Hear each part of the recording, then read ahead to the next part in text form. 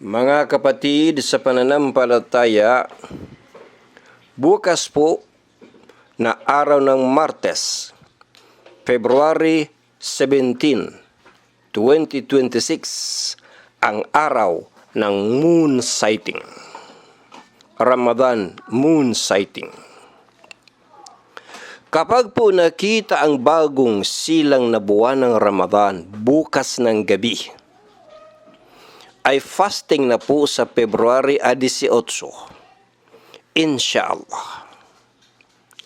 Kung hindi naman makita bukas ng Martes ng gabi, February 17, ang bagong silang na buwan ng Ramadan ay hindi pa Ramadan.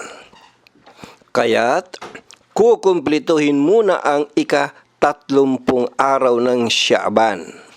At sa February 19 na tayo magpa-fasting. Insha'Allah. Ang tanong, paano kung nakita sa Saudi Arabia ang bagong silang na buwan ng Ramadan sa February 17, pero hindi naman nakita sa Pilipinas? Magpapasting na ba tayo sa Maynila sa February 18? O hindi muna, at kukumplituhin muna natin ang ika-30 ng Sha'ban at sa February 19 na tayo mag-uumpisa sa fasting. Ito po ang tanong at ito rin po ang ating paksa, kaya makinig po ng buo, pakinggan ng buo ang lecture na ito bago mag-komento. Opo, para po malaman mo, kapatid, ang dapat na importanteng kaalaman para hindi na nag-aaway-away pa ang mga Muslim pagdating sa moon sighting, dahil hindi alam nung isa ang paninindigan ng nasa kabila. Kailangan alam mo ang paninindigan ng nasa kabila at ang paninindigan mo para hindi nag-aaway-away ang mga Muslim. Okay. Laging nagkakasalungatan ang mga Muslim tungkol sa pagpasok at paglabas ng buwan ng Ramadan. Alin nga ba ang tama sa dalawang paninindigan na ito? Paninindigang generality or paninindigang locationeer? Ito pang lilinawin natin sa araw na ito. Kailan ba masasabing pumasok na nga talaga ang buwan ng Ramadan? Ano ang determining factor na pumasok na nga ang buwan ng Ramadan? Kapag nakita ba sa Saudi ang buwan, ay otomatiko ba na Ramadan na rin sa Pilipinas? O baka naman kapag nakita sa Saudi ang bagong buwan, ay sa Saudi lang muna ang Ramadan at hindi muna magpa-fasting sa Pilipinas hanggat hindi pa nakikita ang bagong buwan ng Ramadan sa Pilipinas. Ito po ang mga punto na ating bibigyan ng diin para wala na pong awayan. Insha'Allah. Ano ba ang sukatan ng pagpasok ng buwan ng Ramadan? Ay ang pagkakakita sa bagong silang na buwan ng Ramadan ang siyang sukatan. Nakalagay po yan sa Quranul Karim. Sinabi mismo ng Panginoong Allah, Ba'da, A'udhu billahi minas shaytanir rajim. Syahru Ramadan alladhi unzila fihi al-Qur'anu hudan linnasi wa bayinatin minal huda wal furqan. Faman syahida minkum ash-shahra falyasumh. Chapter 2, verse 185, Quranul Karim. Malapit-lapit na pakahulugan. Ramadan, ang buwan na ipinadala ang Quran bilang patnubay sa sangkatauhan. Malinaw rin ang mga palatandaan para sa pamamatnubay at pagpapasya sa pagitan ng tama at mali. Kaya ang sino man sa inyo ang makasaksi sa buwan ay pag-ayunuhan niya ito. Ibig sabihin, kapag nakita ang buwan, ay iyan na ang sukatan na pumasok na ang Ramadan. Ayon sa isang hadith, "Idza ra'aytumuhu fasumu, wa idza ra'aytumuhu fa'aftiru." Kapag nakita ninyo iyon, tinutukoy ang bagong buwan ng Ramadan, ay mag-ayuno na kayo. At kapag nakita ninyo iyon, tinutukoy ang bagong buwan ng Syawal, ay huminto na kayo sa pag-aayuno. Source natin, pinaka-authentic na hadith, Sahih al-Bukhari. Ibig sabihin, kapatid, ay visual sighting. Mata ang gagamitin sa pagtingin sa buwan at hindi po astronomical or mathematical calculation. Ayon sa isa pang hadith, "La tasumu hatta tarawul hilal, wa la tuftiru hatta tarawhu." Huwag kayong mag-ayuno hanggat hindi ninyo makita ang bagong buwan o kumpletuhin ninyo ang bilang ng 30 araw. At huwag kayong huminto sa pag-aayuno hanggat hindi ninyo makita ang bagong buwan o kumpletuhin ninyo ang bilang ng 30 araw. Authentic po na hadith ang source natin, Sahih al-Bukhari. Mayroong dalawang magkasalungat na paninindigan tungkol sa pagdating ng buwan ng Ramadan or pag-moon sighting sa pagdating ng buwan ng Ramadan. Ano itong dalawang paninindigan? Una, ang tinatawag na generality. Ayon sa paninindigang ito, kahit saan pa makita ang buwan, tinutukoy bagong buwan ng Ramadan, ay fasting na ang buong Muslim world. Pangalawang paninindigan ay ang locationeer. At ayon sa paninindigan ng locationeer, kung saang location nakita ang buwan, bagong buwan ng Ramadan, ay doon lang obligatory ang Ramadan fasting. Ang tanong, alin kaya sa dalawang ito ang susundin natin? Parehong may ebidensya, parehong may batayan, ang pinakamalalaking scholars sa magkabilang panig. Sige po, at ipaliwanag natin pareho, magkabilang panig. Para po alam mo, kapatid, para ikaw ay edukado tungkol sa issue na ito. Para hindi ka bara-bara, para hindi ka nagwawala. Yung pala ay parehong tama ang dalawa. So, tingnan natin ang magkabilang panig. Ipresenta natin ang generality, then ipresenta natin ang locationeer para makita ninyo, para wala ng awayan. Ang purpose ng lecture na ito ay bigyan ng edukasyon ng mga Muslim tungkol sa moon sighting para po wala ng awayan. Okay, unahin natin ang paninindigan at mga katibayan ng prinsipyong generality. Ayon sa prinsipyong ito, kapag ang pagkakakita sa bagong buwan ng Ramadan ay nakumpirma saan mang lugar sa kaparaanan ng Islam, ay obligado sa lahat ng Muslim ang mag-fasting. Ito ang kilalang paninindigan ng madhab ni Imam Ahmad, kahabagan nawa siya ng Allah. Ibig sabihin ay, kapag nakita sa Saudi ang bagong buwan ng Ramadan, ay fasting na rin saan mang lugar sa buong mundo, lalo na ang Pilipinas. Katibayan, "Faman syahida minkum ash-shahra falyasumh." Chapter 2, verse 185, Quranul Karim. Kaya ang sino man sa inyo na makasaksi sa buwan ay pag-ayunuhan niya ito. Ibig sabihin, kapag nakita ng ninumang mapagkakatiwalaang Muslim ang bagong buwan ng Ramadan saan mang lugar, ay nangangahulugang fasting na ang mga Muslim sa iba't ibang panig ng mundo.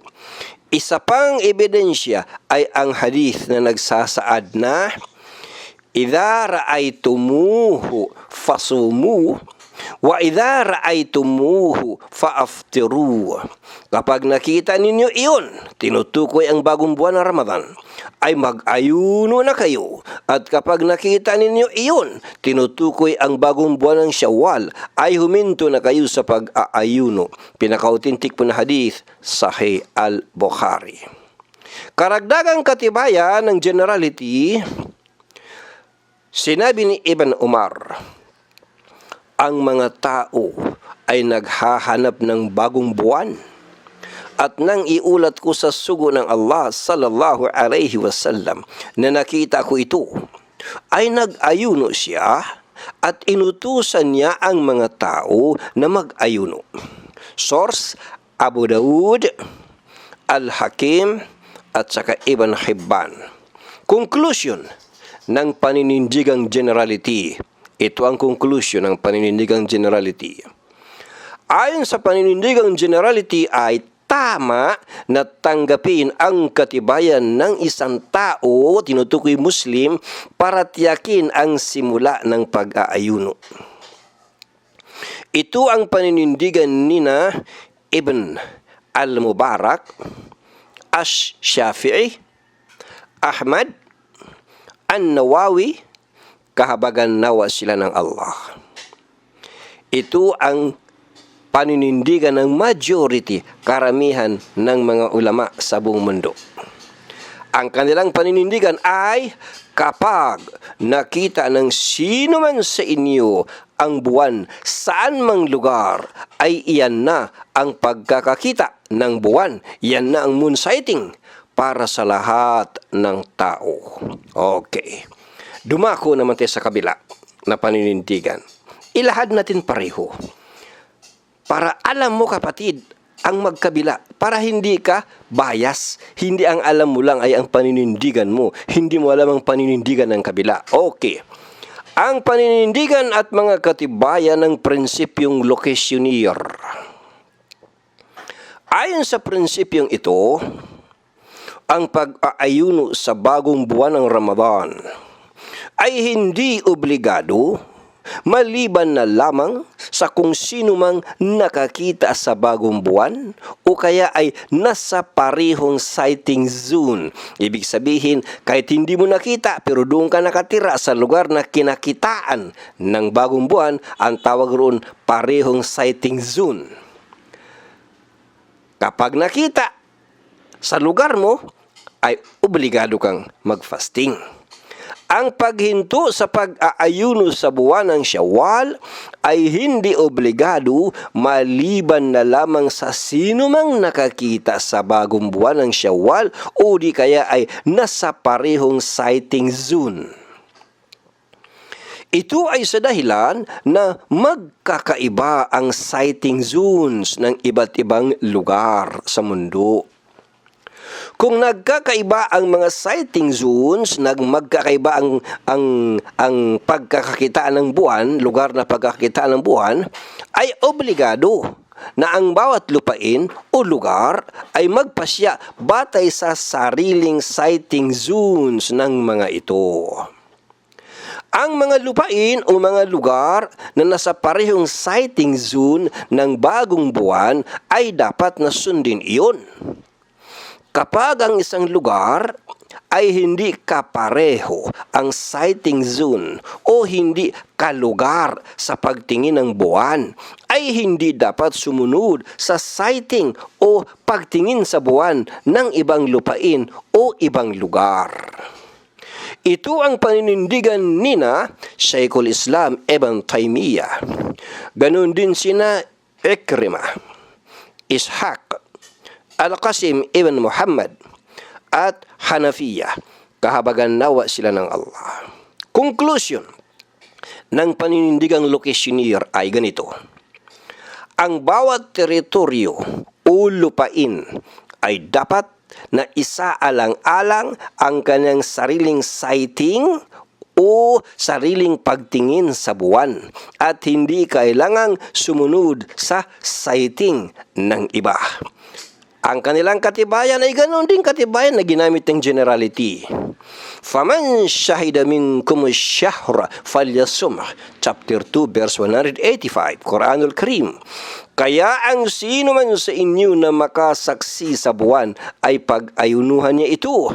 Parehong katibayan, parehong verse ng Quran, ngunit magkaibang interpretasyon. Ang ruling ng prinsipyong ito ay nakabase sa yaong nakasaksi sa bagong buwan o kalugar ng nakasaksi sa bagong buwan. Ang sino mang hindi nakasaksi o hindi kalugar ng nakasaksi sa bagong buwan ay hindi obligadong sumunod sa pananaw o sighting ng nakakita sa ibang lugar ng ibang sighting zone. Kapag ang sighting zone ay iba ang pagpapasya tungkol sa bagong buwan ay hindi kumpirmado ng generalization. Isa pang katibayan ng prinsipyong locationeer, ang hadith na ito. Batay sa salaysay ni Quraib radiyallahu an. Noong nasa Asyam sila, ay lumabas ang bagong buwan ng Ramadan sa gabi ng Huwebes. Bumalik siya sa Medina pagkatapos ng Ramadan. Tinanong siya ni Ibn Abbas radiyallahu an kung kailan nakita ng mga tao ang bagong buwan. At sinabi niyang nakita nila ito sa Asyam noong Huwebes ng gabi. At ang sabi naman ni Ibn Abbas ay nakita nila sa Medina ang buwan noong gabi ng Biyernes.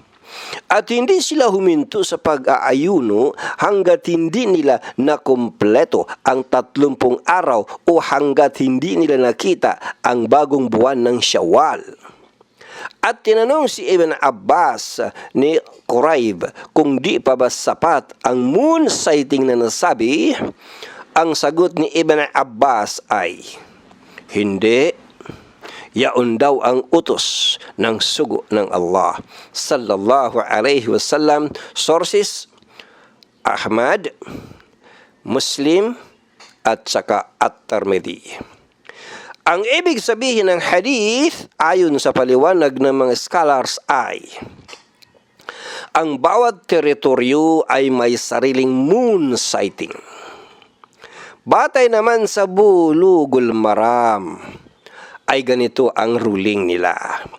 Ang opinion na pinakamalapit sa katotohanan ay ang bawat lupain ay sumusunod sa pagtingin o sighting nito.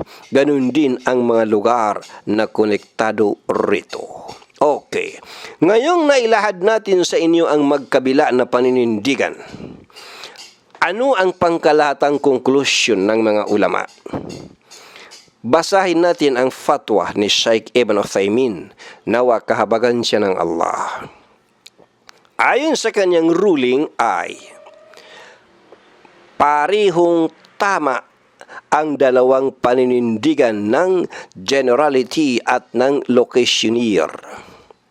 Parehong pinagtibay ng parehong mga ebidensya ng parehong malalaking ulama sa magkabilang panig. Kahit saan pa man dyan ang panghahawakan mo, kapatid, ay parehong tama. Majority ang prinsipyong generality, minority ang prinsipyong locationeer. Ang hindi po pwede ay ang mathematical and astronomical calculations. Dahil doon sa hadith na, la tasumu hatta tarawul hilal. Wala tuftiru hatta tarawhu. Huwag kayong mag-ayuno hanggat hindi ninyo makita ang bagong buwan o kumpletuhin ninyo ang bilang ng 30 araw, at huwag kayong huminto sa pag-aayuno hanggat hindi ninyo makita ang bagong buwan o kumpletuhin ninyo ang bilang ng 30 araw. Source natin, Sahih al-Bukhari, pinaka-authentic na hadith. Sana po mga kapatid ay hindi na nag-aawayan pa ang mga Muslim pagdating ng moon sighting bukas. Pareho pong tama ang magkabilang panig.